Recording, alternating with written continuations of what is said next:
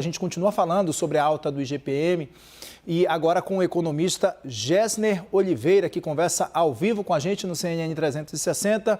Gessner, muito boa tarde para você, bem-vindo ao CNN 360, você me ouve bem? Eu ouço perfeitamente, muito boa tarde, Kenzo, um prazer participar aqui dessa conversa na CNN. Gessner, a gente viu agora os dados que a Raquel Landim acabou de trazer para a gente, atualizando então essa alta do IGPM, que é a inflação do aluguel. E uma pergunta assim, que eu acho que é importante a gente deixar isso bastante claro, né? Os especialistas têm dito bastante que essa alta que aconteceu, principalmente agora do mês de novembro para o mês de dezembro, está relacionada aos produtos agrícolas, né? Principalmente a produção agrícola, a alta da carne bovina, como a Raquel mostrou ali, de quase 12%. Qual é a relação disso com esse aumento do IGPM? Acho que é importante a gente mostrar isso e deixar isso bastante mais claro isso para que as pessoas entendam melhor.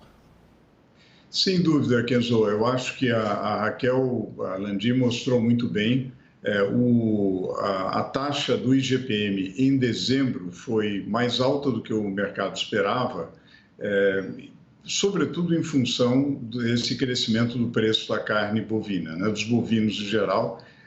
Quando a gente tem um aumento e uma reabertura do mercado chinês, tem o lado positivo, naturalmente, que é algo que vinha prejudicando a economia brasileira, tem o lado negativo, que dá uma pressão maior sobre o preço. Agora, esse índice, o IGPM, ele tem ele é muito importante, né, para os contratos de aluguéis, e vários contratos na economia são feitos com o IGPM, e ele tem uma parcela grande, 60% desse índice dos índices de preço ao atacado, que são fortemente influenciados pelo preço do dólar. Então, o número que foi mostrado aí, no acumulado do ano, de 17,78%, e mesmo no ano anterior, em 2020, de 23%, quer dizer, são índices muito elevados do IGPM, bem superiores à inflação oficial do IPCA. Isso reflete o que aconteceu da elevação de custo de matéria-prima, de preço de commodity e o próprio preço do dólar. Quando a gente olha para o próximo ano, 2022, a nossa expectativa, Kenzo, é que o termo que normalmente se fala é a boca de jacaré, né? O IGPM cresceu muito mais do que o IPCA.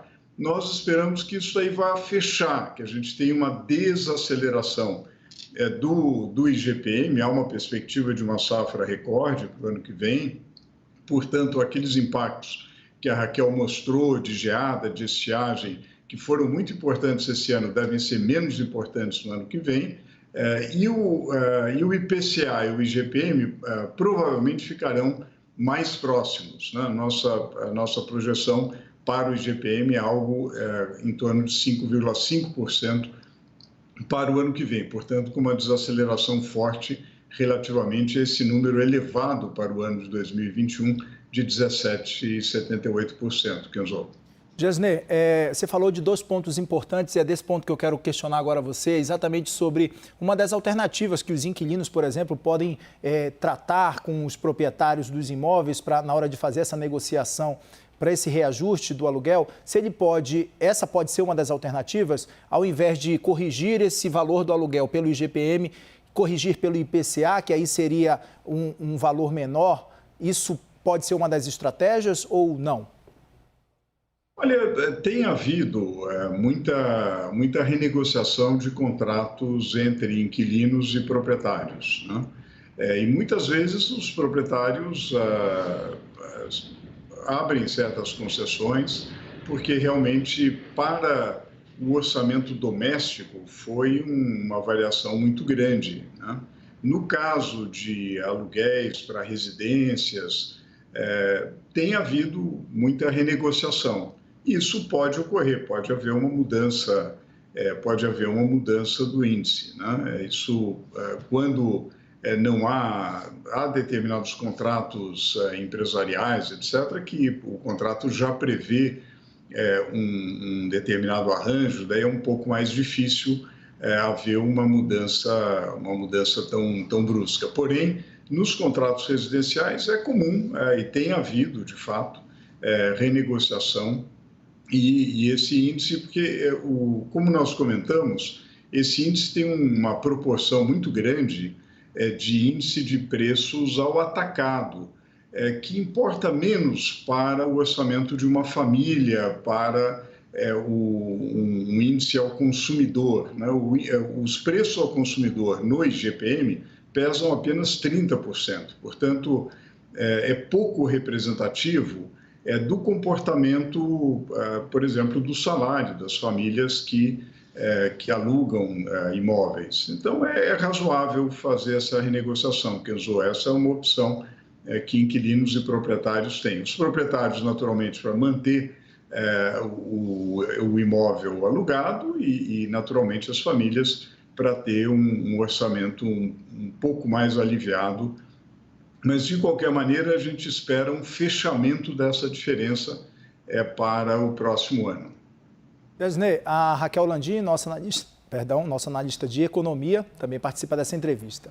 Landim, o entrevistado é seu.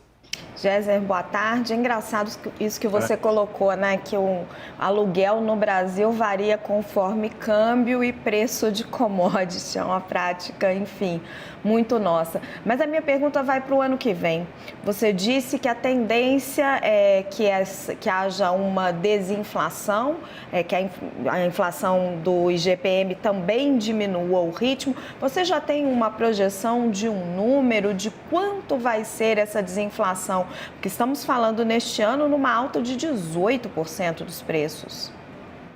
É verdade, Raquel.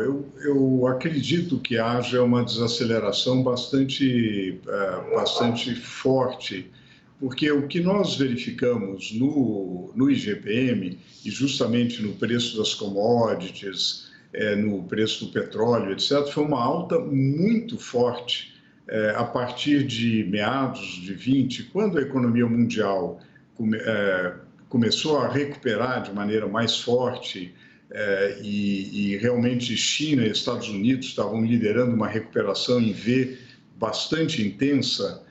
Além disso, houve um encarecimento da energia no mundo em função aí da transição energética, um aumento das commodities metálicas também, enfim, houve uma série de circunstâncias que elevaram muito o custo das matérias-primas, além de um desarranjo muito grande nas cadeias produtivas globais.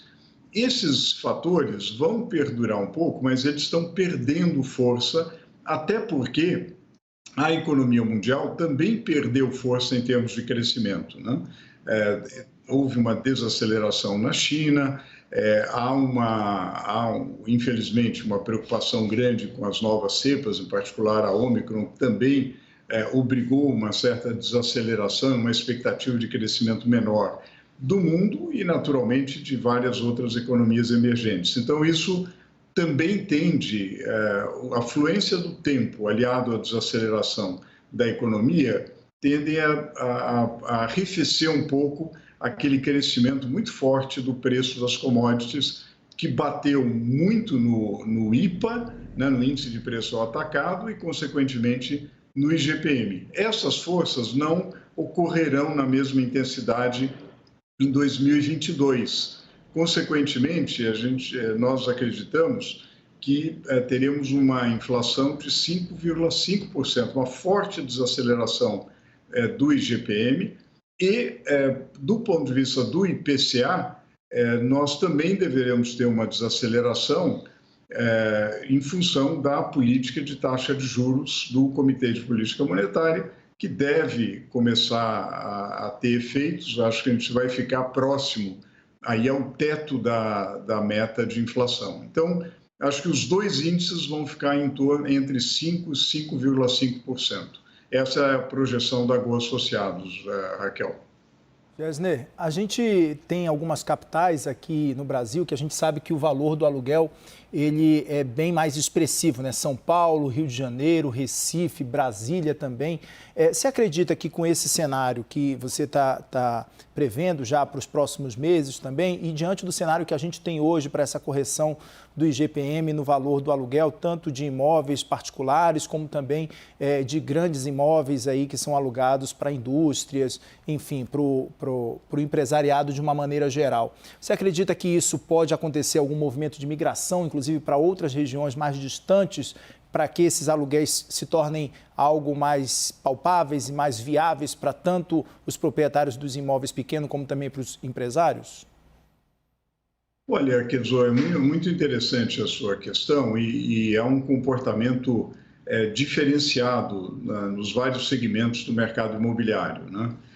Quando a gente olha o segmento mais residencial e onde várias famílias recorrem ao aluguel, como houve, e a gente tem visto isso pelos dados do IBGE, uma queda do rendimento das famílias, né, com a crise, etc., e aliado a reajustes fortes dos aluguéis, o mercado não será muito aquecido e há um momento propício para a renegociação de contratos. Já no campo do mercado para empresas, do mercado corporativo, tem havido uma série de forças nesse mercado. O fenômeno do home office e do trabalho à distância, de uma maneira geral, tem sido forte. Muitas empresas mudaram o regime de trabalho, têm adotado um regime de trabalho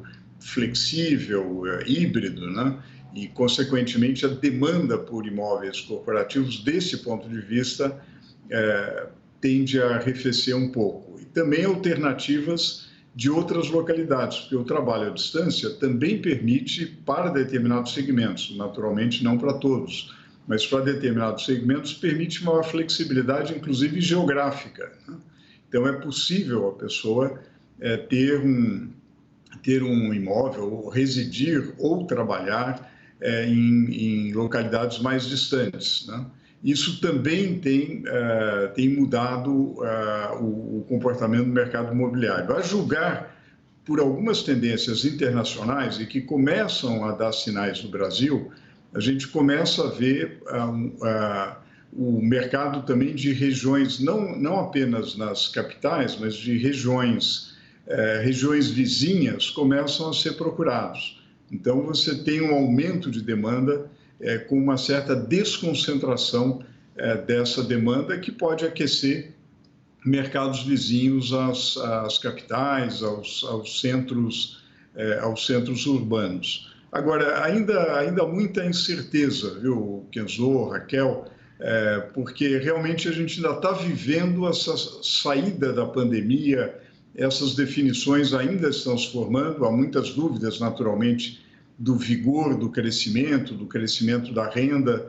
Então, realmente são primeiros sinais do mercado, mas não é possível ainda traçar um comportamento muito claro do mercado imobiliário. A gente conversou com Gessner Oliveira, economista. Gessner, muitíssimo obrigado pela participação e pela entrevista aqui no CNN 360, dando todos esses esclarecimentos sobre a inflação do aluguel, que no acumulado de 2021 subiu quase 18%. Muitíssimo obrigado, portas abertas, até a próxima oportunidade. Eu que agradeço, Kenzo, Raquel, e é um prazer falar aqui na CNN. Um ótimo ano para todos.